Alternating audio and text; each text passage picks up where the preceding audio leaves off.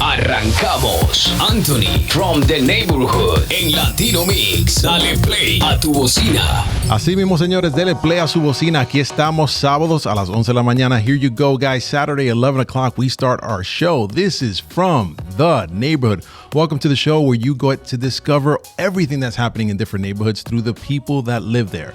So this show's purpose is to bring out the story of these locals, to debunk and to break apart the stereotypes of what it's like to live in a certain place. Señores, vamos a conocernos, vamos a juntarnos uno al otro y saber quién es tu vecino, cuáles son las cosas que están haciendo, que es cosas notables, cosas muy interesantes. Así estamos llegando a conocer uno al otro y nos estamos uniendo como comunidad. So guys, we're getting together as a community and we're getting to know our neighbors. That's what this show is all about. And I definitely love to reflect back on some of the past episodes. I had such a blast reflecting on the last year, and we had some pretty cool people show up to the show. I mean, this is a story that we had recently of someone who came from another country, not a Latin American country, and they established themselves here in the US to the point now where they're growing their real estate empire. And this all started with business skills they learned from selling erasers. And these were little Pokemon erasers. A very fascinating story. So if you guys missed out on that, definitely jump on to latinomix.com. Go back and check out the previous episodes.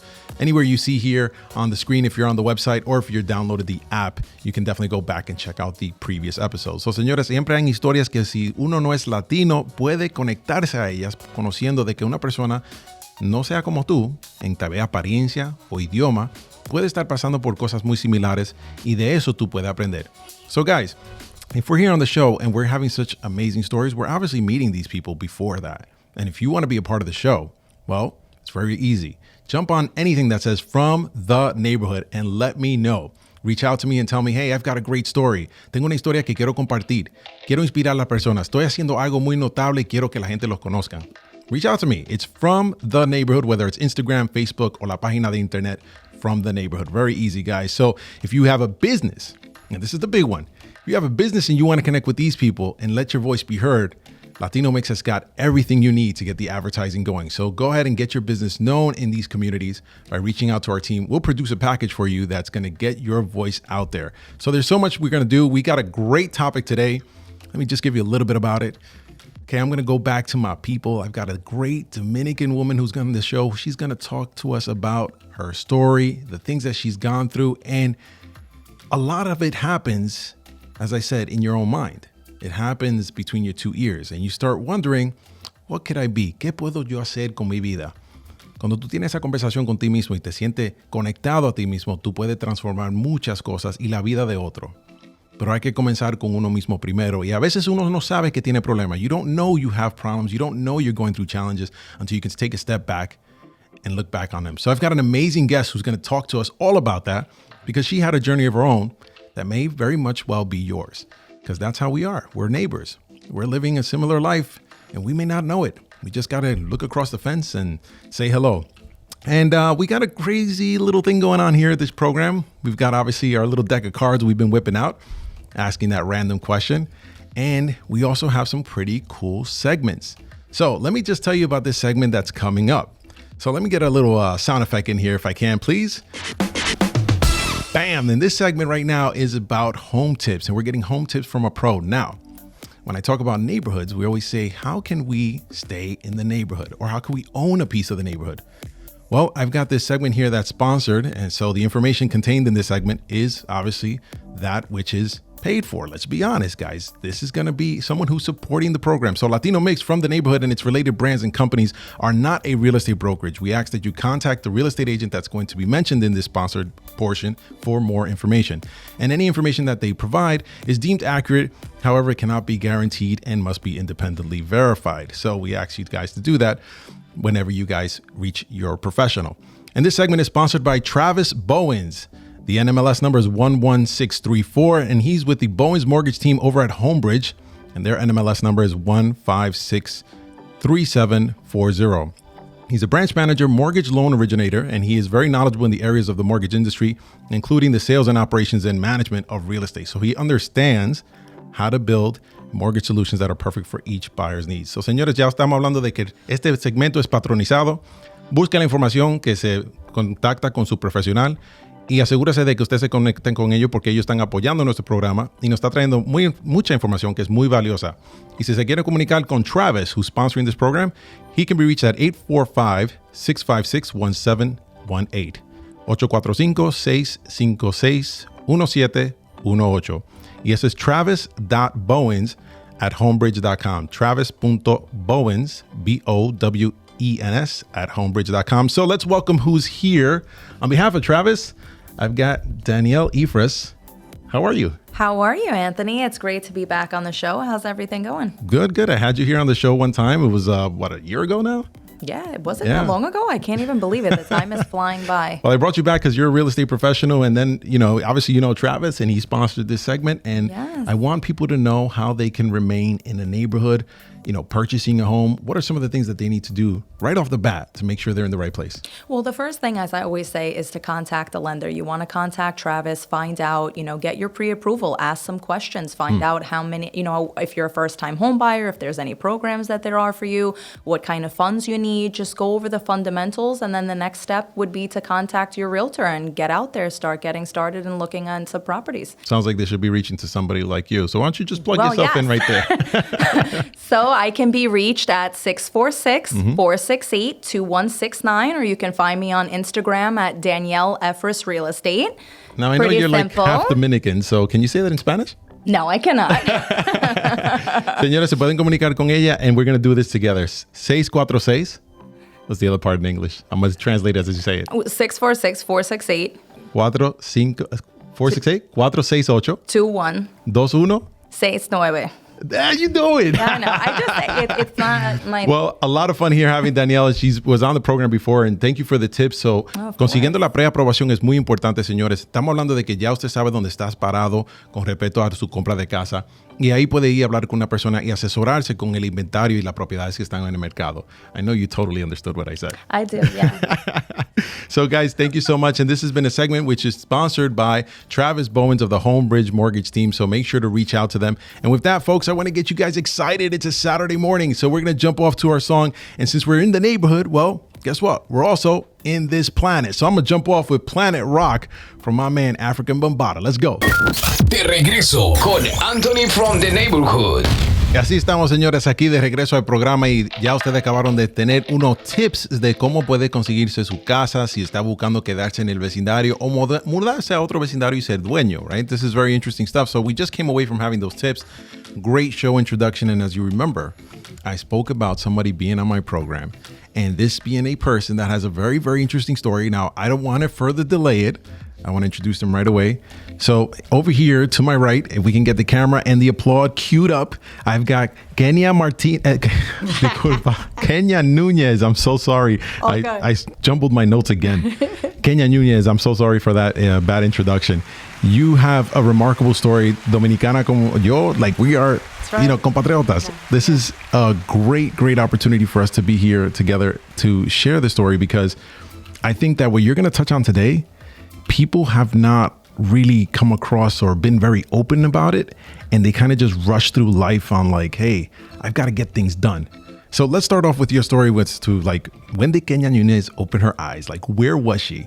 So let's go all the way back because we want me to go back to 1974? Go back to like the point. You told me a good part, by the way. And honestly, you come from Queens, a neighborhood that I covered. Yeah.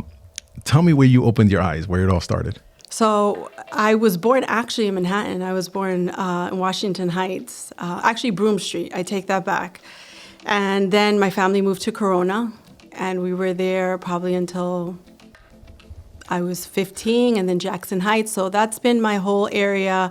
My whole upbringing was in Queens. I was born to a single mom, Dominican, 17 years old. Yeah, this is the part. This is the part here where a lot of people, they just figure, oh, you know what? That was just a situation and that's a statistic. But this is actually a unique thing here that you saw your mom raise you and work hard to establish, who you are today. Yeah. What kind of lessons did you get from your mom? So the lessons were more about we raised each other. My mom didn't speak English, obviously, and I think I touched upon a lot of things where I was the first for so many things. Yeah. First to have a car, first to graduate college, first to have a home. I actually co-signed my mom's first credit card. things like that. So growing up there, I felt like I had to look out for her and for myself. She was doing her best, but I was her advocate. People would take advantage of her. She didn't speak English. So it was really a culmination of us growing up together. And when I was about 5, she was a single mom, as I mentioned. And around 5 years old, she met my stepfather. And unfortunately, it was a very abusive relationship. I had a little sister from that union.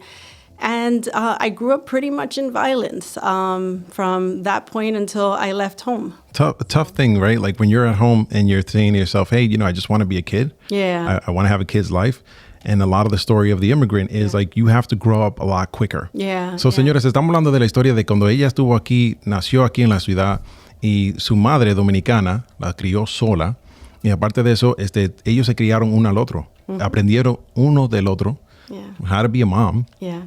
And you had to be a daughter. Yeah. Pero no solamente ser una hija como que mami me cuida y me atiende de todo. Es una hija que también tuvo que pelear por su mamá y tener que defenderla en un país donde su mamá no tenía mucho conocimiento ni sabía de qué es lo que se movía y la gente trataba de tomar la ventaja en algunos casos y tú tenías que ser la persona que te paraba por ella y decía, no, ya basta, mi mamá no va a ser tomada de esa manera. So really challenging stuff. Now, I know that when you mentioned a couple of things in there where you were like the first one to do these things, right? La primera en sacar una tarjeta de créditos, primera de cuenta de banco and things like that. Yeah. This isn't something that happens typically back home. People are like, oh, cash and carry. Yeah. You come here and like, how do you now, in essence, become the parent to your mom to start teaching her about credit and all of this other stuff? How do you do that? Well, I think, again, we learned together. It was a mutual thing. My mom, till this day, she's the most resilient, most incredible human I have ever come across because, when you have your own limiting beliefs and your own trauma and your challenges, you do the best that you can with what you have. And she did her absolute best. Like, I never even recognized that we were poor. I never recognized that we were necessarily in an abusive home. It's in hindsight, going back, my mom did so much to protect us that it's not until I was able to process it as an adult going back and going, that was not the way it should have been. Right. But in doing that, it really helped me mold who I am today. But again, it's in hindsight. It's almost like reverse engineering and playing the movie of my life for me to be able to process. Right, because things repeat themselves. Yeah. Las cosas se repiten si uno no es consciente de lo que está ocurriendo y uno dice, no, eso es lo que debe de pasar. Eso pasó cuando yo era niño, debe pasar ahora. So now you're looking at it and you're like, as you said, in hindsight, you're like, wait a second. That's not the way it had to be. Yeah. Maybe there's something different. And it's almost like that's the key to evolution, right? It's looking back. Now, when you say you look back, there was something about your mom. She was working as a factory worker, right? What did she do for a living? Explain this. She worked my mom actually had 3 jobs, but her main job, she worked at Carvel, I'll never forget. She worked cleaning rooms at, I think, Citibank. Actually, she was at Citibank cleaning at that time. But her main job was as a sweatshop worker, working in a factory, making Jordache jeans and sticking on the label. So, she was a sweatshop worker. Yeah, la tía mía trabajó en eso, en factorías. Estaba haciendo sweaters, like thick shirts, basically, and sweatshirts and things like that. So, I can understand the amount of hours and time, but then your mom had like 2 other jobs? Yeah. Wow, 3 trabajos tenía la mamá de ella. ¿Y cómo se manejaba tu hogar cuando ella no está en ese tiempo? Chef Boyardee. Ravioli or spaghetti? Raviolis, raviolis. Raviolis, okay. Yeah, she managed to do it in a way that I didn't feel her absence. I never felt like my mom was absent. She juggled it. Of course, they weren't all full-time jobs. It was just a matter of her being able to make extra income. Right. But she really juggled. And going back to what you said about traveling with that trauma or the things, one of my favorite sayings is, wherever you go, there you are. So having gone through so much in my life, even though I wasn't aware, and awareness is a big thing that we could talk about, I was wherever I was. Like the trauma was traveling with me, and it manifested in my education, in school, in my jobs, in my marriage. And not until that awareness came to be was I able to work on the damage. Well, I got to applaud you, first of all, on the resiliency to continue on and to continue persevering. Porque, señores, uno queda inconsciente de todo el daño que uno vaya pasando por su vida. Y no estamos diciendo como que hay una vida perfecta para vivir. There's no perfect life to live. You know, you do have to have these challenges. They do toughen you up, but at a certain point, you kind of lose that sort of connection to yourself. It's at to the point where you even become numb. You're numb to like what's going on and you're just on this autopilot. So, señores, estamos hablando de que uno pasa por una transformación, pero hay que ser fuerte. Hay que ser fuerte para abrir los ojos el próximo día. And you definitely was very strong to not be down, open up the next day. And I want to give you this song right now because of your story.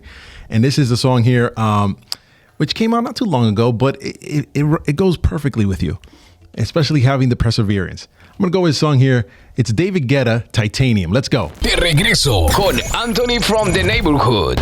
Bienvenidos, señores, de regreso al programa. Welcome back to the show. And this here is going to be another sponsored segment. We're doing so amazing here by getting people engaged into their communities. And I want to keep this topic very, very much in the top of your head.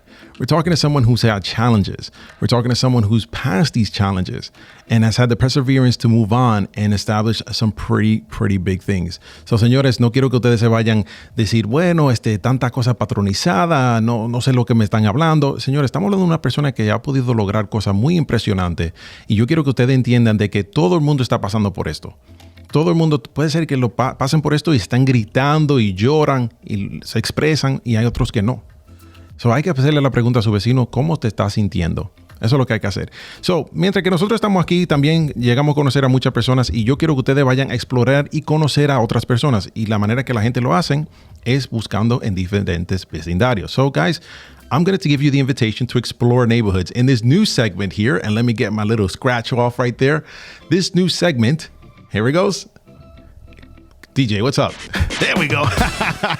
This new segment here is called Homes from the Neighborhood, and this is being sponsored by Olivia Rosario of the Rosario Law Group. She handles real estate closings, deed transfers, lender representations, borrower representations, 1031 exchange, and a whole lot more. She has over 15 years experience handling residential real estate, commercial, and beyond. So, being in Rosario's hands, you are in hands of someone who's trusting you and treating you like family. She's located at 42 Guy Lombardo Avenue, Suite 206, Freeport, New York, and has a second office located at 3602 East Tremont Avenue in the Bronx. You can reach her at 516-517-2340, 516-517-2340.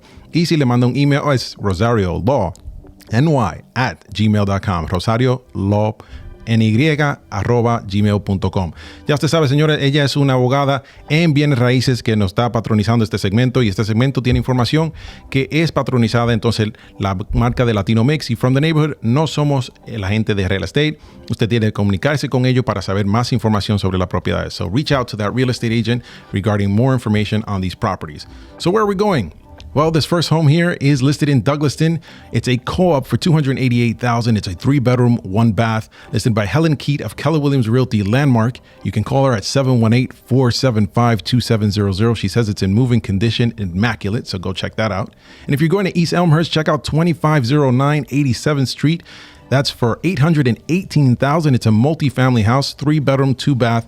Again, listed by Helen Keat of Keller Williams Realty Landmark. It's an attached 2-family house, East Elmhurst. Says it was fire damage. So this might be an opportunity that if you want to get, roll up your sleeves and get to work, well, maybe that's the one. So reach out to Helen.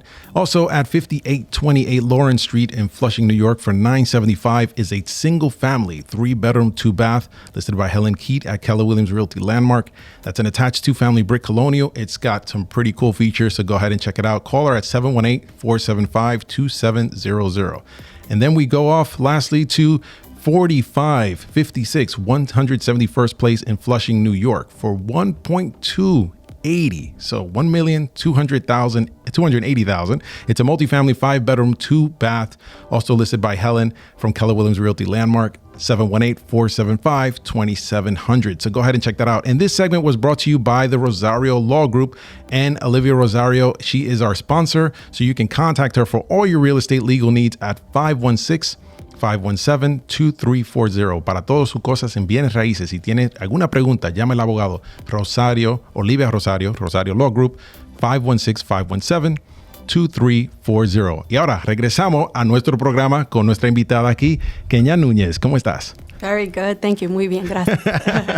So we left off with the topic of like going through all of these challenges, right? Like things that were going on in your life, being this person for your mom.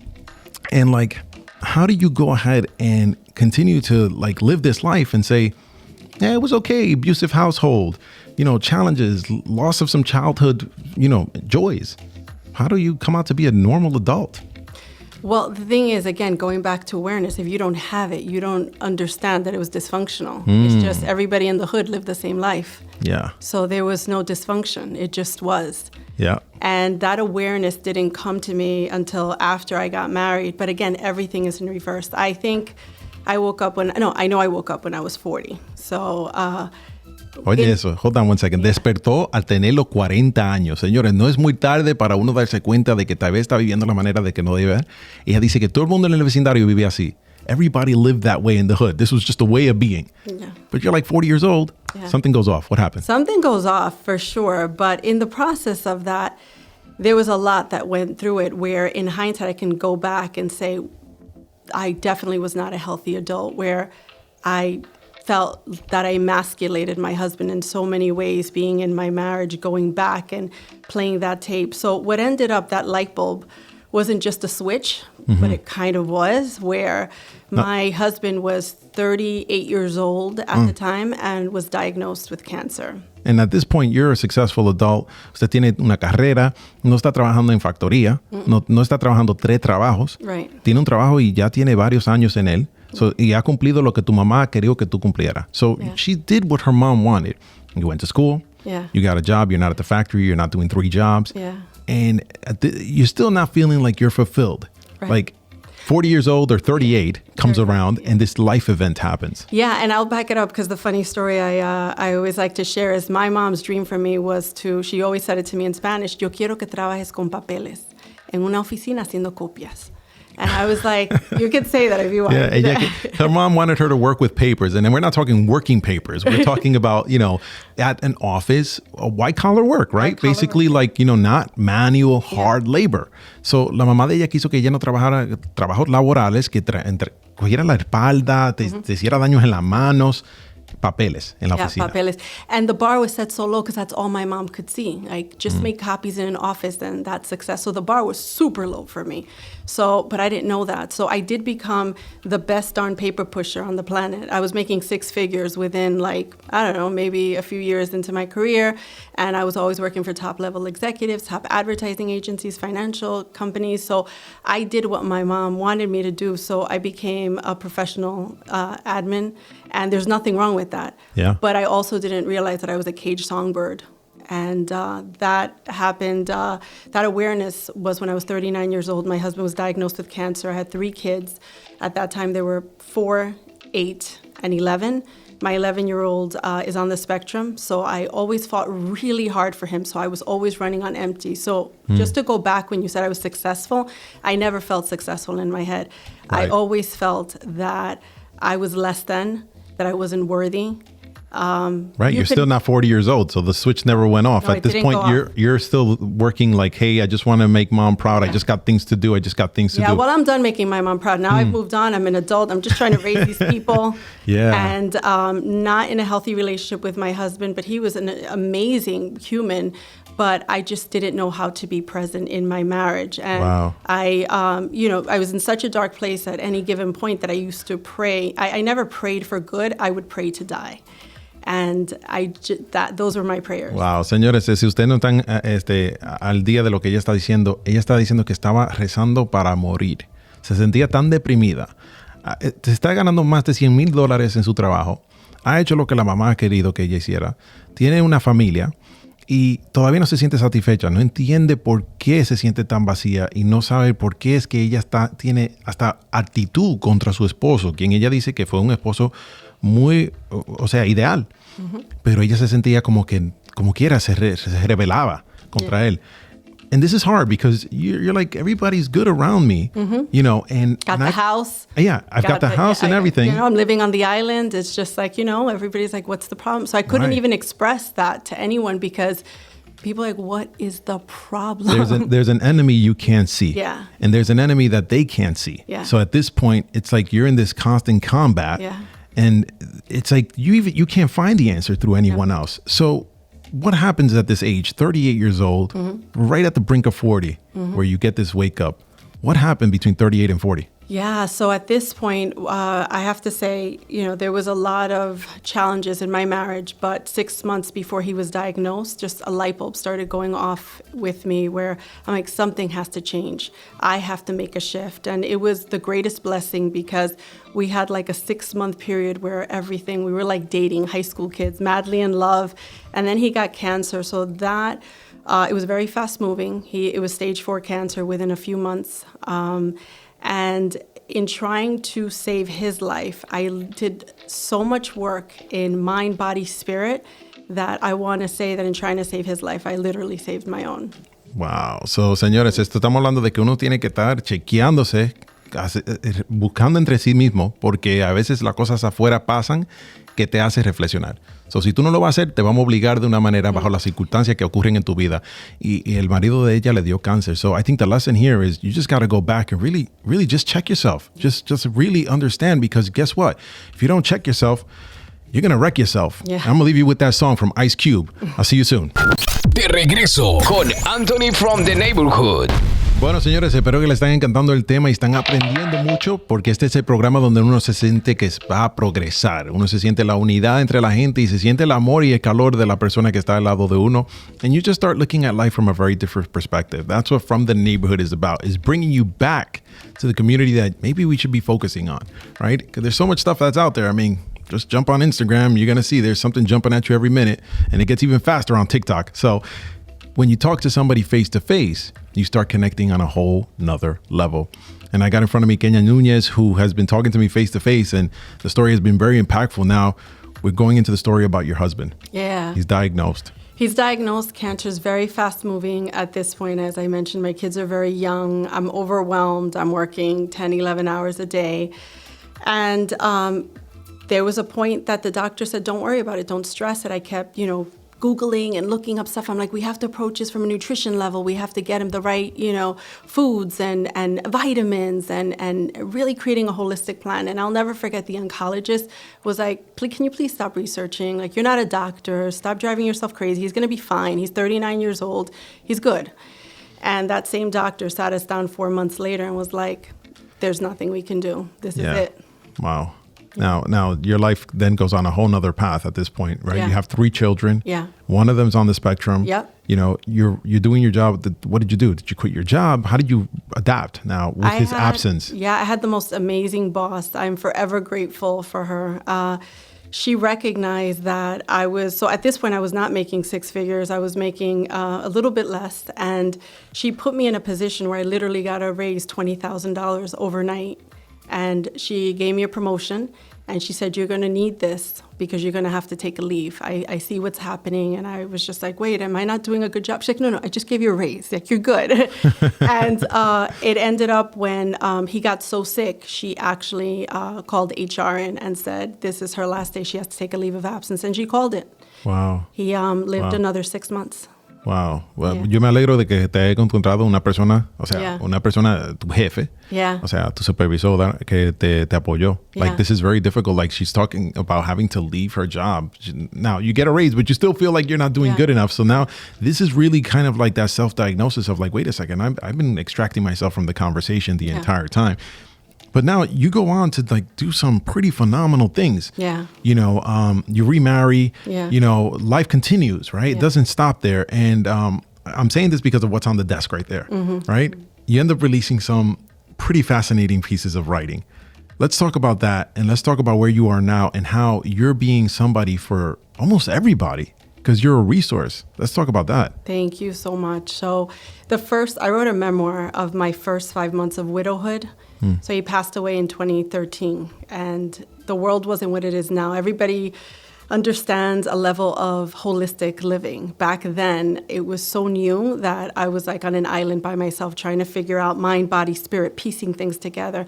And I'll just go back to where this passion that I have was born. He went to a place called Hippocrates Health Institute trying to save his life when he didn't have any other help within the traditional healthcare system. Yeah. That's when we learned about wheatgrass and meditation and all these different things. And we had this amazing chiropractor here in Garden City, actually, who taught us so many things. So I'll just say that when the doctors gave him 2 weeks to live, we were able to extend his life by 5 months just with the practices that we learned from Hippocrates and this chiropractor in Garden City.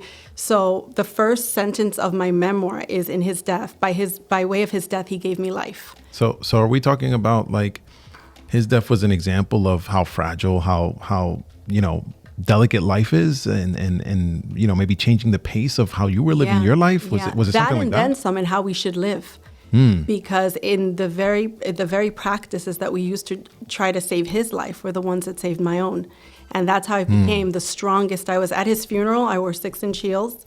I was dressed in white. My children were white.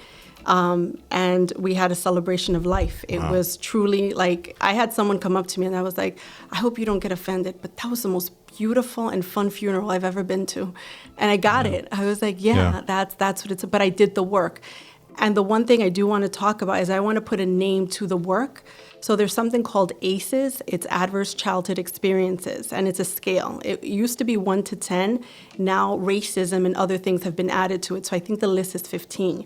At the time when I learned about ACEs, there was 10. I had 10 out of 10 ACEs. So trauma is on a scale of 1 through 10. How do you get this diagnosed? You don't have to diagnose. You can look at the list and recognize how many ACEs self-identify. you have. And self-identify. Señor, estamos hablando de que una persona está mirando un punto de su vida donde pierde su pareja y lo ve como que fue la muerte de ello que le dio a ella vida. Porque la hizo reconocer que frágil es la vida. Y aparte de eso, ella conoció de que sí tuvo problemas en su manera de vivir y lo reflexionó con una lista de traumas que la persona pasan y dijo, wow, yo sí sufro de eso. Ese tiempo en mi vida me afectó y me sigue afectando y tengo que cambiar mi manera de vivir. E incluso me imagino lo que come, como hace tu agenda del día. Right? These are things that people don't think about. You just do a to-do list and run. I know. I'm like, hey, let's go. And you don't realize that in a blink of an eye, this thing could be gone. But you extended his life 5 months.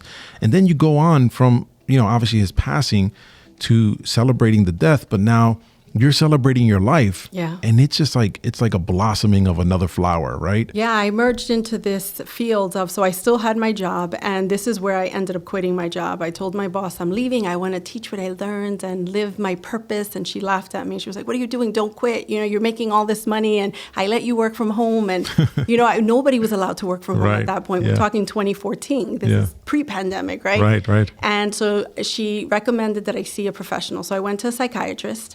And I sat at the psychiatrist's office, and within the first minute, she prescribed medication. And I was like, wow, that's why I'm quitting, because this world is really effed up. This is what's happening here, where you don't even know my story.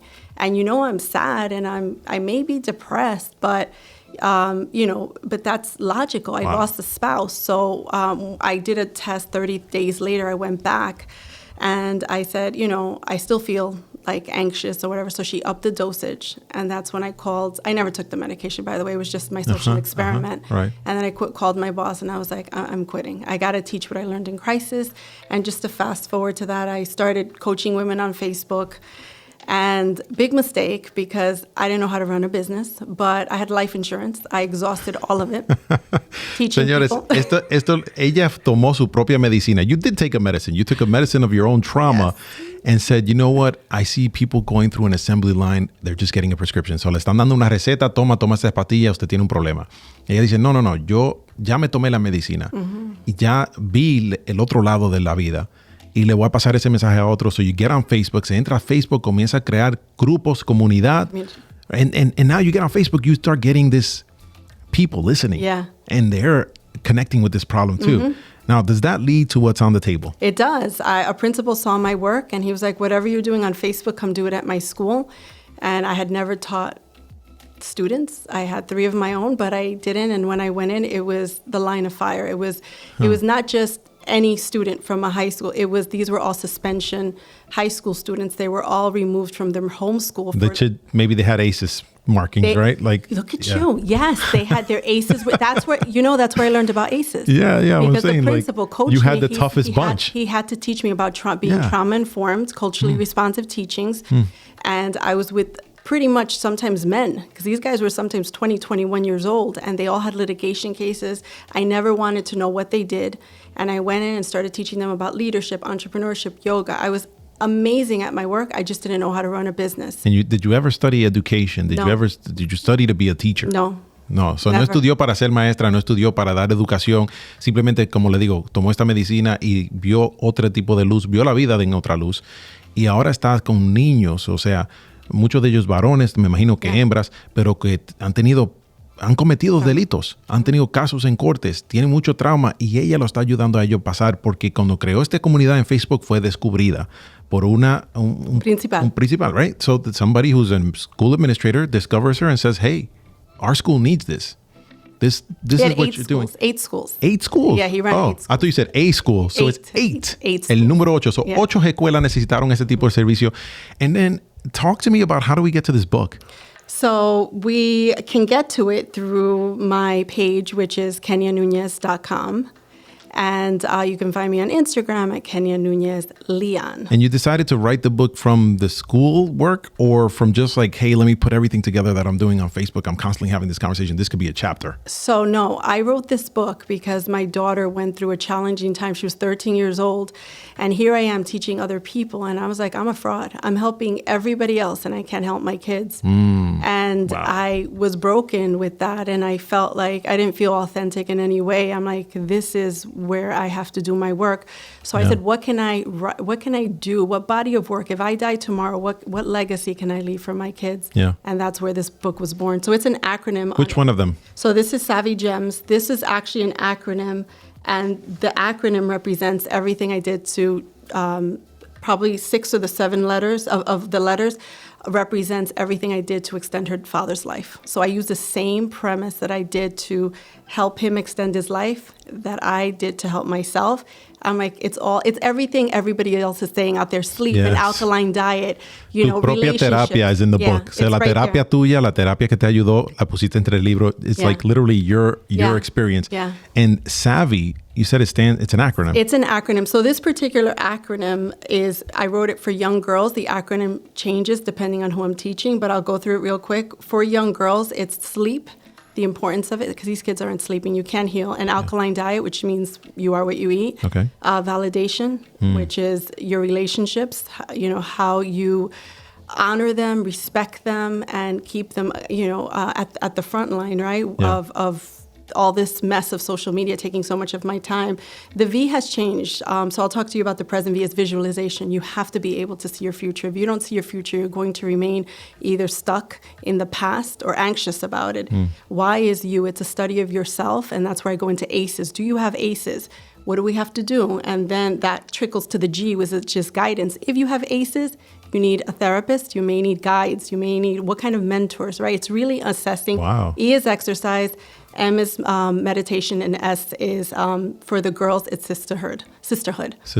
But it changes. If I teach men, it's different. So I tweak it a little, and so, yeah. This is very interesting. It's like you need a decoder. Yeah. Which life is like that. You need a decoder for life, because a lot of things aren't written in black and white. You really got to go through it, or find those people who went through it who can be a voice to you to get you through these tough times. Because a lot of times we're stuck in ourselves. I mean, I got to admit it. I get stuck in myself, and I'll try to separate my own character, and then have a conversation with myself and be like, look, this is where you at, and this is why future you is talking to present you. Yeah. Right? So, alguna vez uno se separa y dice, déjame hablarte desde el futuro, quien yo quiero ser, al presente, quien yo soy. Y déjame decirte cómo llegar. Pero a veces el camino de que tú te das no es el camino correcto, porque tú mismo estás en tu propia experiencia. So you can't even give yourself the right path when future you talks to present. But you're on the right track. You're stuck. In yoga, so I'm yoga certified. So when I tried, I'm very fascinated with neuroplasticity, the neuroscience behind the brain, because we can heal our brain. Which is like what happened to you. Yeah. You went through that process. ACEs is your brain is injured. How do you reverse the brain damage? And the injury is challenging things that you choose, not that life throws your way, but that you choose. So I started running marathons. I got yoga certified. So now I take my big thing, and everybody in the house knows it. I take cold showers in the morning, and everybody hears the screaming, and it's like it's hilarious. Un baño frío. But why? It resets my system. Wow. Doing hard things will prepare you for the hard things that come that you may not be prepared for. So it's literally every day I'm rewiring my brain of doing those things, and that's super important. And I love it. If everyone could get that, then we would be in a better place. But it's so hard, and that's why you need guidance. You need. So you are on the right track. You should be a witness to your life. That's what I was going to say. In yoga, they teach us to be a witness to your life. So yeah, no, I love it. I love it. Big round of applause for all your accomplishments and so forth. I know one of those books was Amazon bestseller. Yeah, it was #1 new release in 4 categories. #1 new release in 4 categories. Señores, have you written a book before that? Only my memoir. So, ella no es un autor profesional. No. Ella tuvo un libro que fue #1 en 4 categorías en Amazon y ya anda dando clases, obviamente, Hofstra University, right? Yeah. We're going to get into that. Yeah. Pero listen, guys, don't be so hard on yourself because at the end, everything's going to be all right.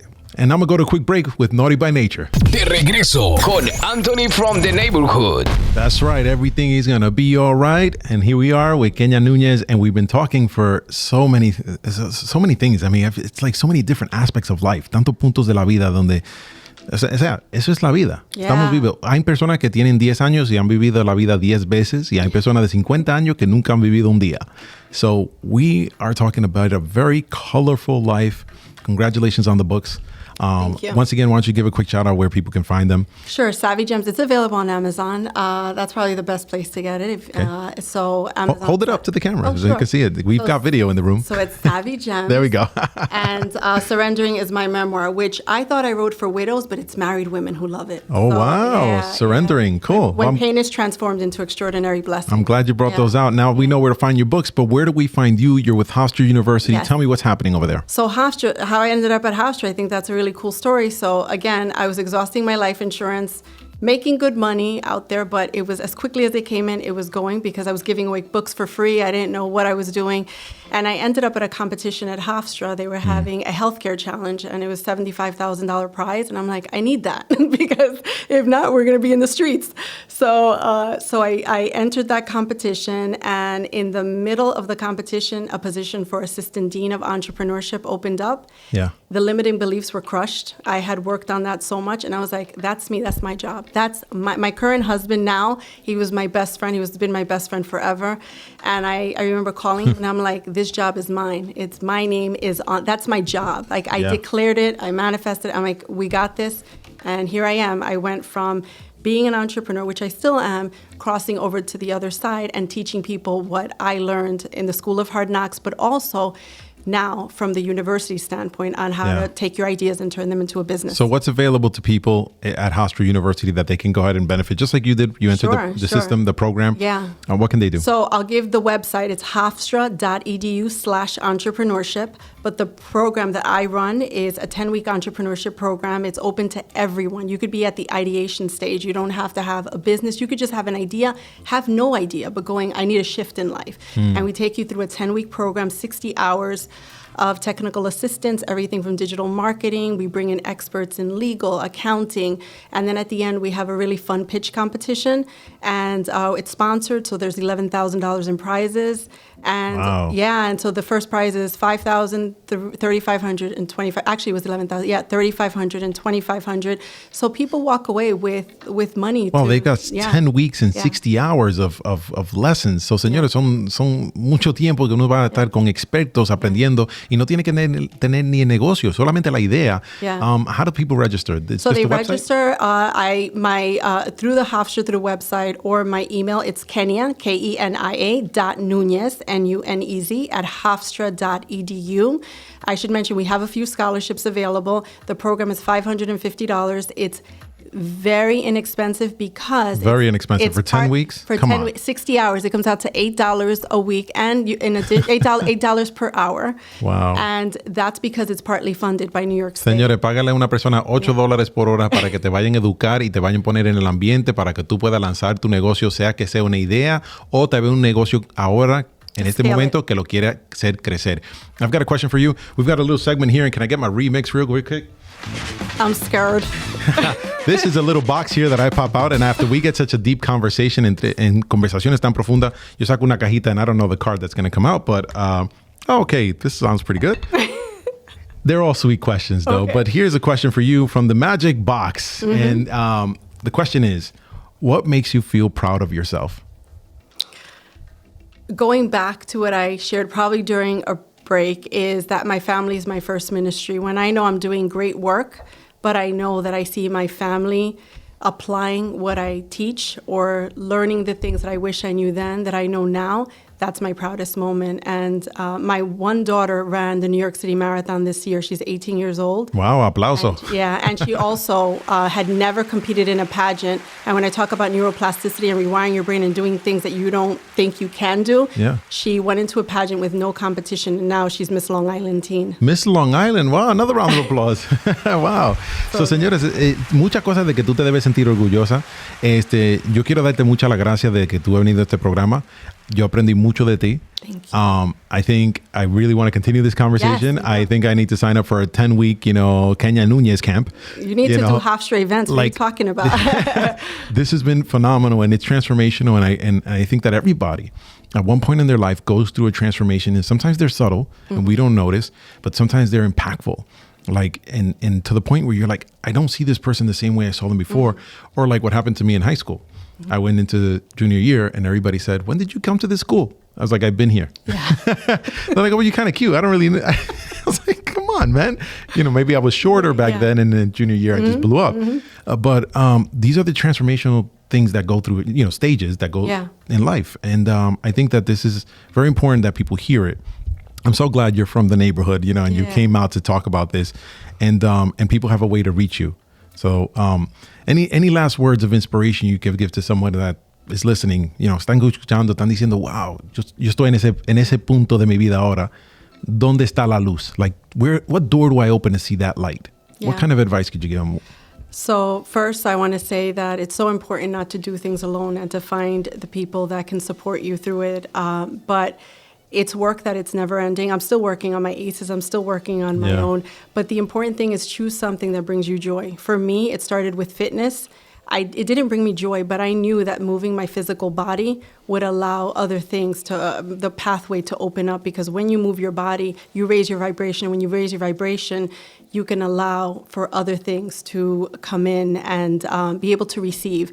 So just figure out what your starting point is. If it's not food, maybe it's fitness, maybe it's your spiritual growth. Pick one, stick to it, and then continue to add, because that's what a holistic way of living is about.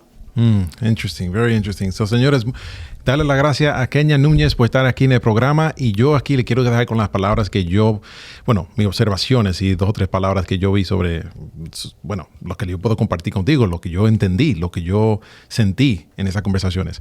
Primeramente, me siento muy pequeño comparado a esta señora. Ella ha cumplido muchas cosas increíbles.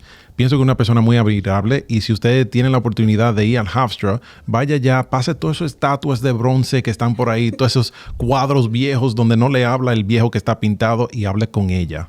All right, pass all those oil paintings, all those statues. Talk to the real life person, the real neighbor who's at Hofstra and who's really in the position right now of working through programs to help you become the best that you can be. But what I learned here was that you can't give up. Let life tell you it's over, not you. And that's what I learned. I learned that this is an opportunity that we have to be alive. I learned that it's going to be hard. And it's going to be hard not because you're an immigrant or because you're of a different color or a different race, religion. It's just going to be hard, period. Because when you want to accomplish something, the fact that it's hard makes you either want it more or give up. And it's your choice. And I think that being there and being present in the whatever you're going through is going to help you realize that, you know what, I have the power to do it. And by the way, the pole dancing, you're going to get it done. I did remember that. That was off camera. That was off camera. You're going to get it done. I know that for sure. I'll come back. Señores, ella tiene metas, usted tiene metas. Yo quiero que ustedes la vayan cumpliendo, y hasta la próxima y el próximo programa, yo lo voy a ver a ustedes en el vecindario. I will be seeing you on the next program back in the neighborhood. Have a great day. No te muevas. Regresamos en tan solo minutos.